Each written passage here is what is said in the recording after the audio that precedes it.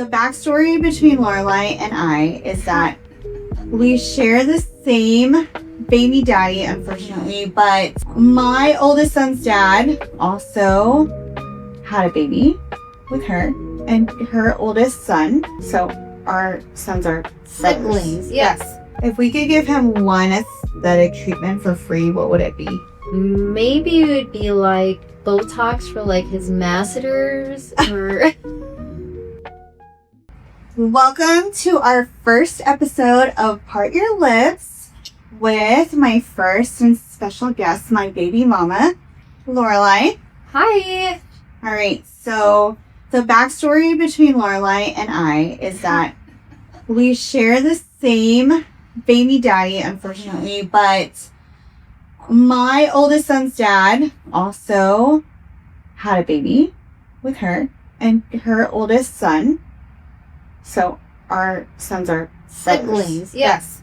So I thought it would be fun to have her as our first guest, and we're just going to talk all things life and aesthetics.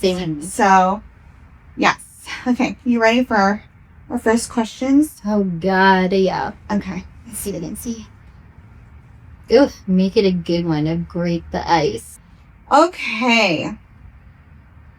All right, so first question. What was your first impression of me? So, I don't know if you remember, but the first time I met you was at one of Landon's birthday parties, and you were still pregnant. No, were you pregnant? I know you were with... Yes. And I showed up, my sister showed up, her birthday... I do remember that. Mm-hmm. And we were at that little, like, clubhouse over there. Were we introduced to each other? It was, like, a real quick thing because you were helping your mom with the food and stuff in the kitchen over there. And so I just kind of sat to the side, and it was just kind of like, oh, hey. And then I was just like, it was your mom. I don't know if we all know, like, Filipino moms, but they're very like no filter.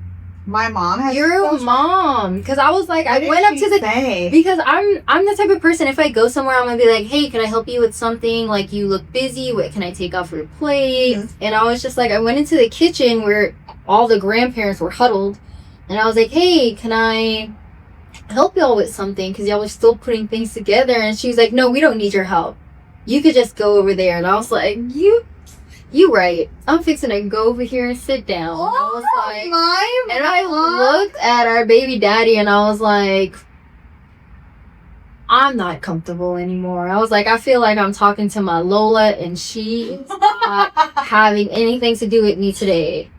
And I was just like, but you were so busy. Oh, you had Lana strapped to you. Yes. That's what it was. You had Lana strapped to you. And I was just like, I'm staying out of everybody's way. I was like, I'm just going to be over here in the corner. Yeah, because he was not helpful. But I didn't know my mom said that. I don't know, like, what she was thinking. Because normally she's very, like, polite. So no, I think I was just, like...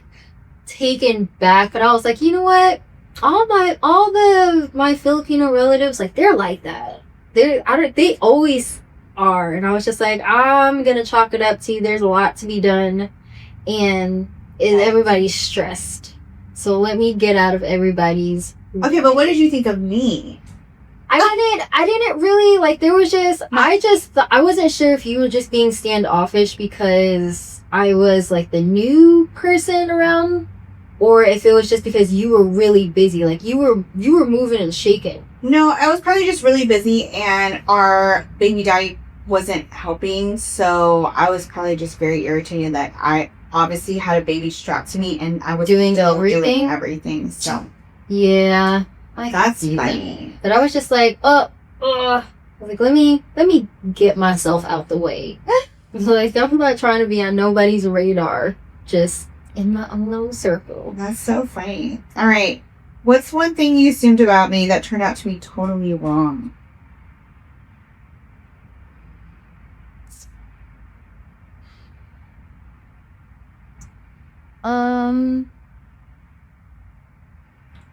Well, I think like the whole persona that like put in my mind. Let's just call him the father.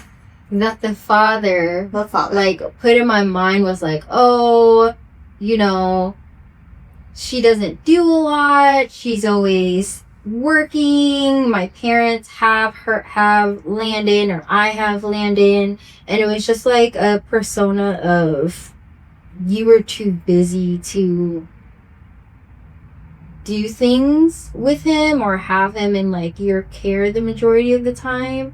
But once, you know, we kind of broke out of the rose-colored glasses and I left him and I was like, hey, can we have a conversation? And we just kind of met up at Starbucks, and I was just like, wow, a lot of the things that were said were just like blatant lies to make him look good. Yeah, obviously. And I was just like, I don't know, I think I was just surprised by it. And I was just like, well, I wish I would have dug a little deeper and just gotten to know you by myself.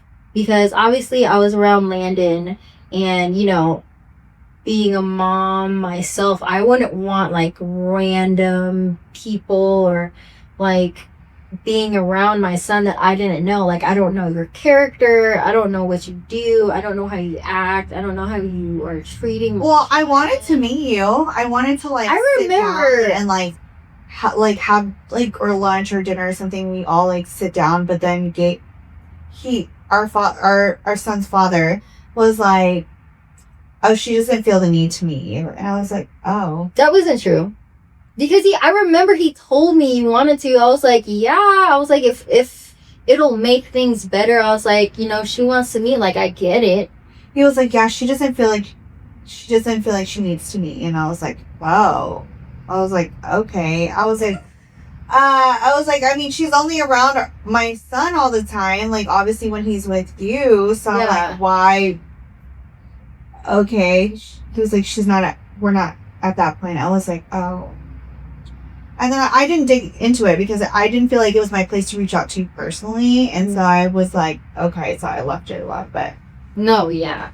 There was a lot of like miscommunication or lack thereof. I think it was just like him trying to keep us like apart. Separate, yeah. So do you think if we met under different circumstances, do you think we would have been friends? Absolutely. I mean, obviously, because we're friends now. Yes, I would have been like, you're in the circle now. We're trauma bonded. Oh God. Okay, what's the one thing I do that low key annoys you? No hard feelings. That annoys me? Okay. I don't think there's anything that you do that annoys me. I think it's like I think it's funny because obviously you're Filipino, so it's like I grew up more on my Filipino side, so like a lot of the traits, like a lot of my friends aren't Filipino. Yeah. I'm not really surrounded by a big Filipino community now, so it's just like I just laugh or giggle like sometimes when you do something, or like you'll be like, we'll be out drinking and she'll be like, let's go to Mexico. I'll be like, okay, let me look at the calendar, see when I don't have the kids. And you'll be like, the trip's already booked. And I'm like, bitch, can you give me a second to look at this calendar? I'm just so impatient. But it's like, you know, it's not that a lot of Filipinos are impatient, but it's like a lot are assertive. Really? Yes. What you mean, really? I don't feel like a lot of Filipinos are assertive. I think I am, but I don't feel like a lot of Filipinos. Girl, that's no. Interesting. Yes, and it just makes me laugh. I'm like, I just sent Jenny. I feel like I sent it to you too, and was like, we always got that one friend that's like, do you want to plan a trip? Oh yeah. Like, oh. You just sent that to me. And it's like, it's already booked. It's done. Just buy your ticket booked. and show up, and then just sell your portion. That's it. I got it. Gosh. I will book the flights and the hotel. Anything else that we do there, that's on y'all. But every like flight and hotel, I've already got it. Here, just book. But And I'm like, I need a couple of days. Let me figure everything out. You're like, it's already done. Listen, I'm going to be there. You guys can show up or don't show up. If not, it's fine. But, all right. Our situation as a reality TV show title. Maybe like baby mamas. All right. What's the pettiest thing that you've ever wanted to do but held back on? Oh, what is the pettiest thing?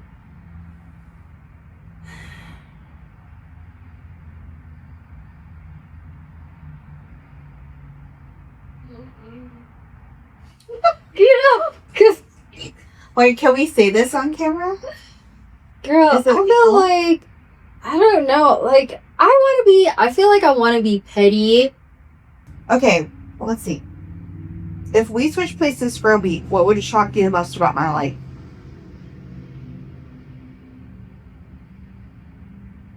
I think the thing that even shocks me now most about your life, bitch, is like you give a lot of consideration to people that don't deserve the consideration. And I think it just like blows my mind because I know who you are. I know your character. I know the type of integrity you have. And it's just like when I see you giving people grace that don't deserve it, I'm just like, why? You know, part of that, I feel like, is my lack of boundaries. Like, I'm working on it. Like, 2025 is the year of Savage, like I said. Like, trying to be more, like, keep my boundaries up and abide by them. Because, obviously, I didn't have them when I was younger. Or even,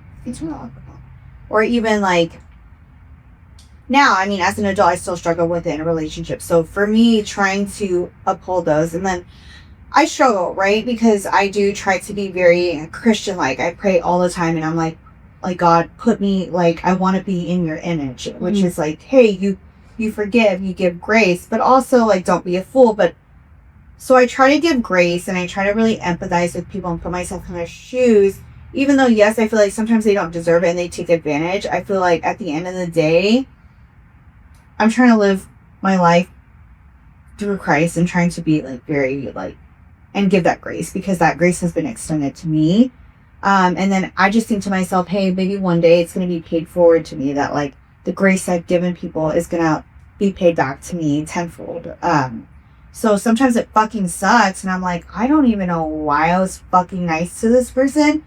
But then other times I'm like, okay, well, I feel like I'm in a better headspace than maybe this person is mentally, emotionally. And I'm just like, God gave me that ability to give that grace. So it's like my internal struggle of like, should I be a bitch? Should I be a savage? Or should I just give them the grace that maybe I've been shown? See, and I feel like people don't show me grace. And it's like I always have to be the bigger person in the majority of situations. And it's just like, if you have to be the bigger person all the time, you're surrounded by like the wrong people. And it's like tiring. It's exhausting. Because it's like it's exhausting. It's like you have to consider other people's feelings, but nobody has to consider yours. And I'm like, what about my feelings, right? What about mine? But then I'm just like, I just pray about it, honestly. I really lean into prayer and I'm like, Lord, show me the way. Show me the way. Like, and then if it's in your will for this person to go through this, then Lord, fucking do it, please. Like, if it's your will, Lord, for those tires to be flash those fucking tires. I'll help Praise Jesus. But like, I don't know. It's hard. It's definitely hard. Is. All right. Who do you think our baby daddy would call first in an emergency? I still think it's you. And now, whether I'll answer his call and help him, that just might be a different story. Yeah, well, I don't think he's calling me at all, but all right. Do you think he has a type? Well, I know I was outside of his type. Well, I don't think I'm his type at all. I think you are, like, you, the girl who does your hair, and like...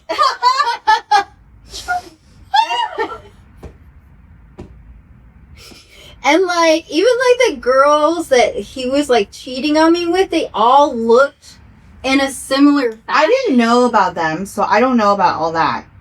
Like, I didn't know he cheated on you, and I didn't know any of these things. But I also didn't keep up, like, I don't keep tabs, like, you're like, you know how some people are like, oh, who's my ex? Who's he dating? Who's he up to? I'm like, I only know of you, and I only know of his current girlfriend. I maybe know of one other girl, but I really didn't know, so I'm like, because he's so off my radar, I don't give a fuck. But, so I don't know what his type is. I just feel like, I don't know. Yeah, no, I was deeply outside of his type. No, turn off. I don't know what it is. So I don't know. It was just random. I don't even know. It was very random. Yeah, I don't know what his type is. I don't know. Like, I don't really have a type. Each person I've dated has been completely different physically, emotionally, like, from the next person. I don't know. Aside from the last one, all my men have been fit. And I'm just going to go back to that. So let's just type it there because that's a whole different podcast. Let's see. Who do you think he loved more? Definitely you, because y'all actually had a full-on relationship. I just got impregnated at a very young age, and we had a baby and we tried to make it work. So there was really, like, not love there, but... Girl, I was trying to run as fast as I can, and then I got trapped. Did you see? But you loved him for a very brief moment of time. You know, I'm not so sure it was love more than just, like... You know, some people confuse wanting a connection with wanting a partnership or a relationship. And I was just getting out of I was going through a divorce when I... So he was your rebound. And I was just like, it was more of like a connection that I was seeking. Yeah. It wasn't like... You got trapped. Got trapped. Ugh. Do you feel like you ever had to compete with me? No, I think we were both in our own lanes. I agree. I will say, when you reached out to me, I was like, is this a trap? No! I'm like, why is she reaching out to me? I was like, because at the time I was going through a custody, like, I remember. We were like editing our custody agreement and things like that. And so I was like, a couple months after that. And then I was like, and she reached out to me. I was like, hey, it's a trap. She's trying to trap me. No, because all of that stuff was going down. Like, I was like, because the timing is like weird. November, and then I left him in like January and moved completely out. And I was like, you know what? Let me reach out to Kristi. I was like, I feel like a conversation needs to be had or understand. And there was something. Like, no. Like, all this is going on. I was like, whoa. Yes, girl. Taking care of him and in nursing school. I'm like, this is not the life for me. Girl, I was a Captain Save-A-Ho in my 20s. Oh, no. I need somebody to save me. Girl, right now. All right. What's the one thing you regret? All of it? I don't know. Let's see. If he had to choose one of us to be stranded on a deserted island with, who do you think he would pick? Ooh, who do you think? Not me. I'm telling you, not me. Oh, God. It would probably be me. Yeah. Okay. What do you think is... But I would make him live on the other side of the island. just so you know. Like, you do your own everything. I'll be over here. Yeah, I'll just feed myself to the sharks. It was just me and him. What the fuck do I have to live for? Oh, God. On a desert? What do I have to live for? Just make me some fucking shark food. I don't know. What am I going to do with him on the island?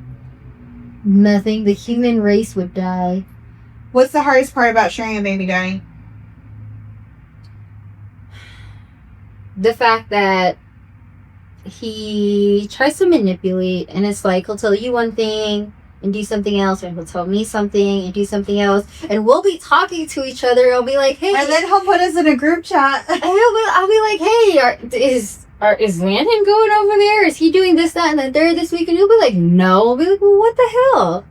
It's like it's very strategic how he tries to move and manipulate both of us. But it's just like, we have our own relationship now, so it's like your best friend. I know you talk to your best friend. I said, yeah, I talk to my baby mama. More than you do. Yeah, I don't know what to tell you. More than you do, sir. I think the hardest part for me about sharing, I don't even want to say like sharing him, because I think what is hard for me is more so my son, in that like more than multiple people will tell me like he treats the kids differently. And so for me, that really hurts me, because I don't think that's fair to the kids. It should always be about the kids, number one, but then also like keep the same energy. You treat one really well, why don't you treat the other one really well, or treat him just as much, right? I get it, they're different ages. My son's older, and then he had him at a younger age, but like I think it's even more important to have such a present father figure in our son's life, because he is a teenager. And I just don't, to me, it really hurts when, let's say, like your girlfriend or your exes or other people will say like, hey, yeah, like he loves on his youngest more. And not that I don't want like y'all's son to feel that. I want him to have an active father in his life, but like, what about mine? Yeah. Like, it's not fair to mine. Like, I feel like just child support. Okay, you're paying your bare minimum, your 20% for you, but how come mine doesn't get that, right? And like, he's fucking expensive. He's fucking turning 15 this year, and I'm like, this shit is like, why do you think it's okay? Like, it was always such a double standard. I feel like even like when we went through certain instances, like, well, you have a career, and I'm like, well, why am I getting punished for having a career and you doing what you do? Like, that's not my problem. I did what I had to do to provide for my son. Keep the same, like, so for me, that's the hardest part, is knowing that, like, I feel like the kids are treated differently, and I just don't think that's fair. Right. I think it sucks to see, because I feel like that's how me and my siblings were treated with, like, my mom, like, my sis, like, me and my brother were like full, and my sister is like our half sister, and she would treat her completely different than she treated us. And it was always, I felt like it was always something that like me and my brother had to overcompensate with my sister just to make sure like she felt included. So I understand it, and it's just, it's almost like a trigger to hear and to see. I just think it's hard, because I mean, we had our son young, right? But it's not his fault. Yeah. I mean, like, it's not his fault that like he's, and I just don't want him feeling like when he gets older that he just wasn't loved the same way. Like, that just, it really weighs on me. Then I never want our kid to feel like he wasn't valued. So that's all. I mean, also, even for me, right? Because he has 2 other siblings, and he's the oldest, so he's treated differently. He's expected to do more, this and that. Obviously, the younger ones were babied. He was like, you let him get away with a lot. I was like, son, if you only knew how much more spoiled you were, all the parties you got, all the gifts, all the things that you had, your other siblings don't. Because, as you, like, have more kids, it's just harder to keep up. Yeah. I was like, you've had way more. You've been blessed with way more. You've been spoiled way more, but he just doesn't get it. But what's one lesson you want our kids to learn from us?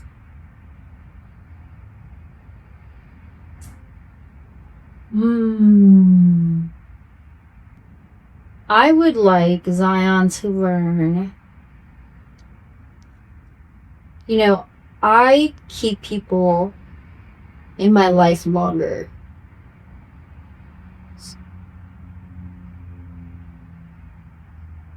You're not too bad, emotional. Yeah.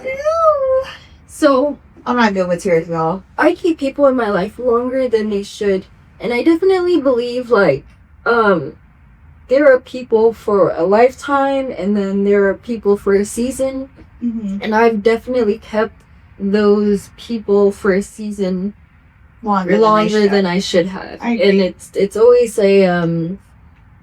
it's always some kind of consequence to it. So I would like for Zion and for Zaylee to really just be able to decipher the difference and be better than I was and have more discernment in keeping people in line with having seasonal people and having like lifetime people in their lives, because it really does make a big difference on how they turn out as like a person or how they turn out as an adult, because everything is gonna affect them. And it's like, you don't have to go through the struggles of keeping seasonal people in your lives if the long-term people are there to help you get better. And the only thing that seasonal people are there for is to teach you a lesson. Yeah. And then let it go, learn from it, move on. Yeah. Oh, I'm sorry. No, don't apologize. What do you think is the key to keeping things drama-free between us? Between me and you? Yeah. Oh, man. I don't really think there's a need for drama. I was gonna say, like, what drama are we having? You live your life, I live mine. Yeah, and then we come together on what I just don't, like, what is the need for drama? Okay, so now to mix in some of the aesthetics part of this. Okay, because this is part your lips. Let's see. If we could give him one aesthetic treatment for free, what would it be?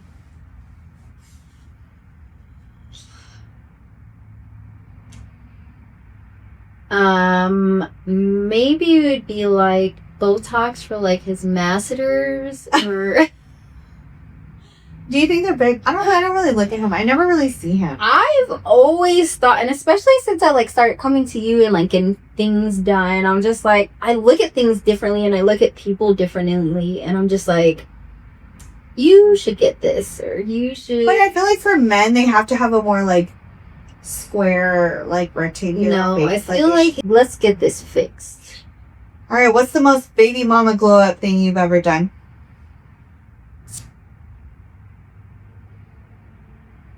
Oh yeah, I was gonna say I got my boobs done. Yeah, I got the girls redone, but that's like 2 kids later, breastfeeding one for 2 years, breastfeeding the other for a year, like.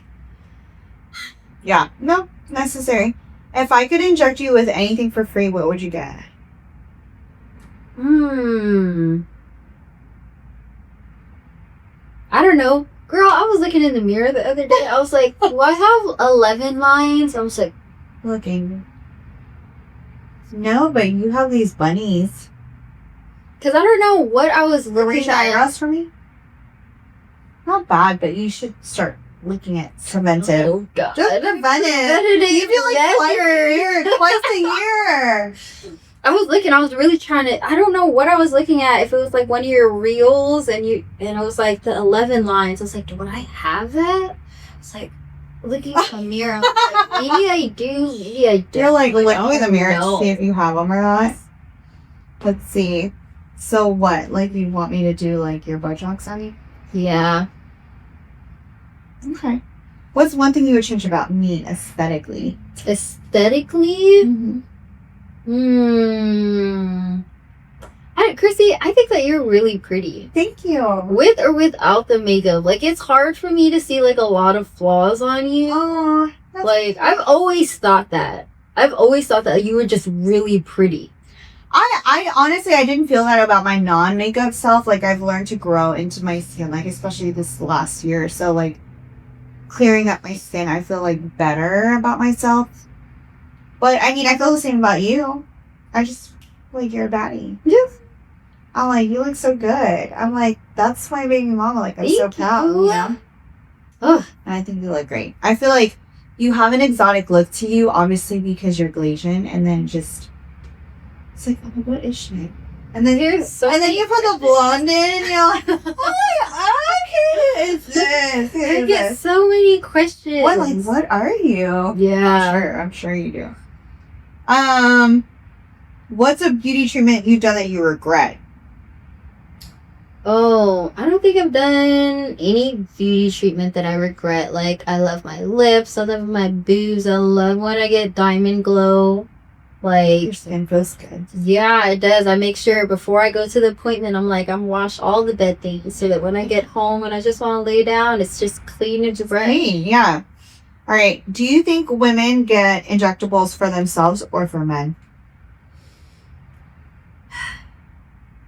I mean, I think that they get them for I know I definitely got, like, my lips and stuff. Like, I got that stuff done for me because I wasn't not happy with myself, but I just wanted, like, little tweaks here and there. Yeah, so that I didn't have to keep looking in the mirror and be like, that's a little crooked. We could fix that. We could definitely fix that. And it wasn't because I wanted to look good for a man. No. That's for damn sure. I think that's just, like, the biggest misconception is that we do it for other people. I'm like, no. I do it to feel good about me. Yeah. I want to feel good in my own skin. Would you rather go a year without getting any, like, aesthetic treatments or a year without dating? Aw, man.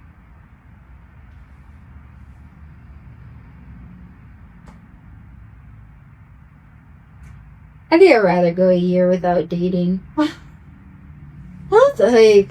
yeah. In this age. Okay, what's one insecurity you've overcome?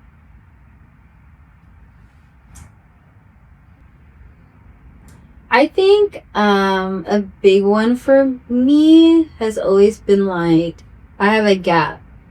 So it's like when I moved to Texas, it was more brought out by, like, kids and stuff. And as I've gotten older, I've learned to appreciate it more because it differentiates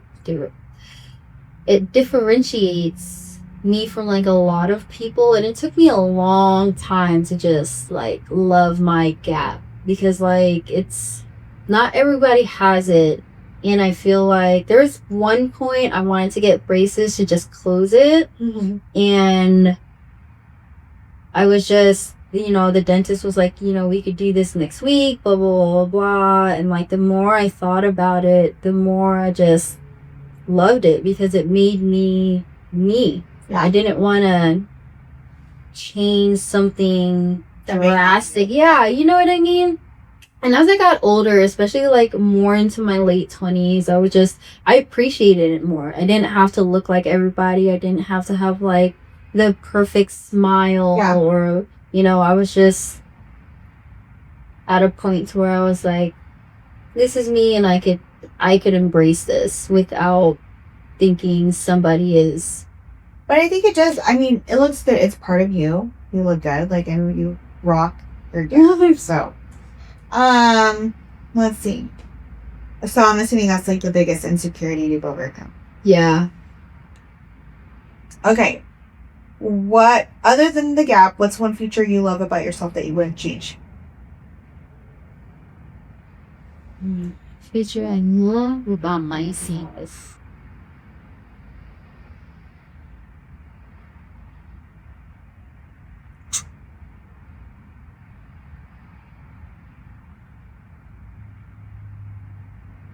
I don't know. I don't feel like I would change a whole lot. Like, I've always been big hipped, big size. Like, it's always. I've looked the same for a long time. I don't think you look the same. I think you look even better. I think you've blown up over the years even more. Don't think so? I don't know. There's not really, like, of course, like, the last 2 years I've changed. I mean, obviously, like, you did it before and after. Dramatically. But I don't think there's anything that I, would really change. I don't think you will need to. Maybe enhance. What is the difference between looking good and feeling good too? You could look good all you want, but on the inside, you could be the most insecure There's a lot for everything. Whereas I could go outside looking like a hobo, and I feel absolutely great. Like, I don't have to do anything extraordinary that I don't want to do, but I still feel perfectly okay in my own skin. Yeah. I love that. Love that. And I will go outside looking like a hobo. So will I. You still get hit on. You still get hit on, no matter what. Do you think confidence is built or bought?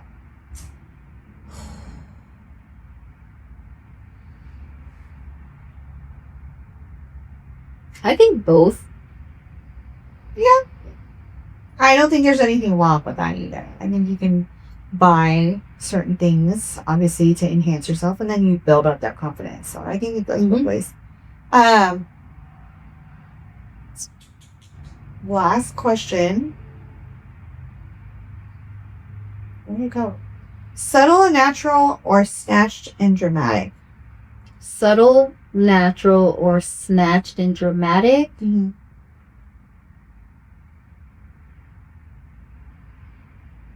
I don't know. I like natural. I like if I can enhance myself but still look naturally, aesthetically pleasing, I'm good with that. Yeah, I mean, I feel like that's my whole, that's like what I do, right? Like, I don't have like snatched, dramatic, like before and afters of my patients. They don't look completely different.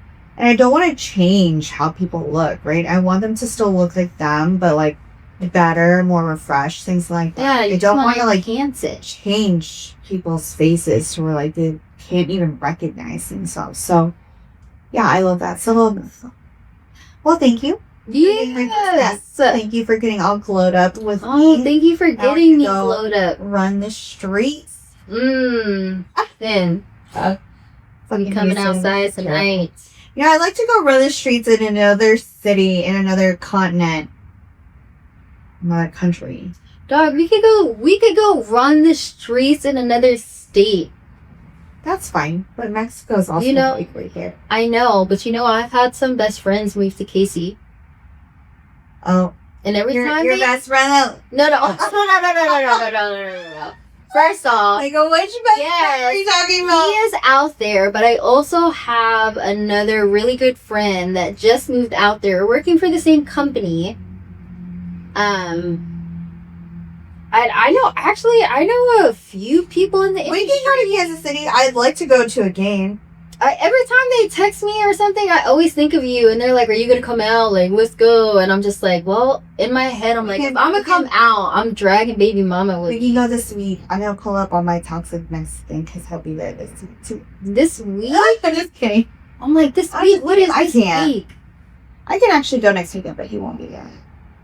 Let's go to Kansas City. Other than Travis Kelce and my Chiefs, like, are there even attractive men out there? I have no clue.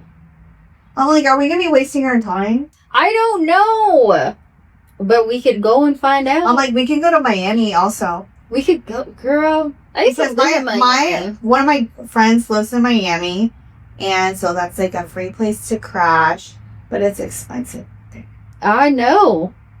I know. I told myself the next time I go, I better have like a drug dealer husband or then some money. It's a lot. I don't want to pay for it no more. I want the soft life. I want the girl. We all want the soft life. All right. Well, thank you. Yes. Love you. Thank you for having me. Love you more.